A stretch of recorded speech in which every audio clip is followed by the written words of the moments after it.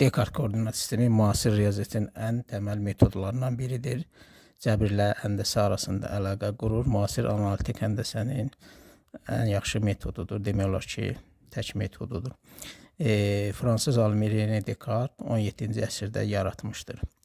İxtiranın əsasında belə bir rəvayət durur deyilənlərə görə René Descartes öz otağında uzanıb istirahət edirmiş və bir milçək öz vızıltısı ilə onu narahat edir. Descartes fikirləşir ki, mən ona əşya tullayım və hədəfdən yayınmadan onu öldürüm. Bunun üçün mən nəyi bilməliyəm? Onun məkanda yerini dəqiq bilməliyəm.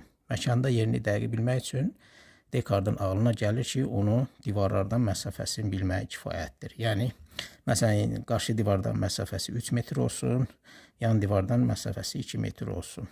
Və yaxud da heç dəqiq 2-3 metr olmasın, hər hansı bir x ədədi qədər, hər hansı y ədədi qədər olsun.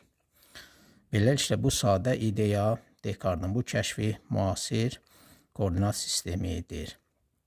Bunu olduğu kimi biz aşağı köçürdək. Deməli, bu olacaq x oxu, bu olacaq y oxu. Hər hansı bir dənə A nöqtəsi, deməli, A nöqtəsinin həm x-i var, həm də y-i var. Deməli, A nöqtəsini biz məkanda yerini dəqiq 2 ədədlə təyin edə bilərik. Deməli, x mötərizə açırıq, A-dan sonra birinci yerə x-i, nöqtə vergül qoyub ikinci yerə y-i yazırıq. Bu cütlük A nöqtəsinin koordinatı adlanır və müstəvidə onun yerini dəqiq təyin edir. Təkcə nöqtələrin yox, həm də istənilən əyrinin, düz xəttin, dairənin, əyri xəttin, deməli, biz tənliyini yaza bilərik. Məsələn, sadəlik üçün xətti tənlik götürək, yəni hər hansı bir xətt götürək. 2x çıxıq 3 məsələn. Burada x-ə qiymətlər verək. Məsələn, x4 olsa, x4 olanda deməli, y burada olacaq 5. Y bərabərdir 5. 5 olacaq. X-ə məsələn, başqa mənfi qiymət verək. Mənfi 2 versək, 2 mənfi 2 mənfi 4, mənfi 7 olacaq. Mənfi 7.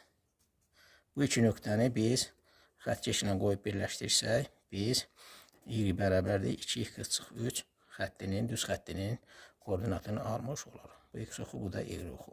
Bu xəttin üzərində artıq sonsuz sayda nöqtələr var. Sonsuz sayda nöqtələr var. Bu sonsuz sayda nöqtələrin hər biri hər hansı birinin x-i, y-i bu tənliyi ödəmiş olur. Beləliklə biz sonsuz sayda nöqtələri biz cəbirlə, yəni həndəsi yerini biz cəbirlə ifadə etmiş olur. Beləliklə, həndəsə ilə cəbir arasında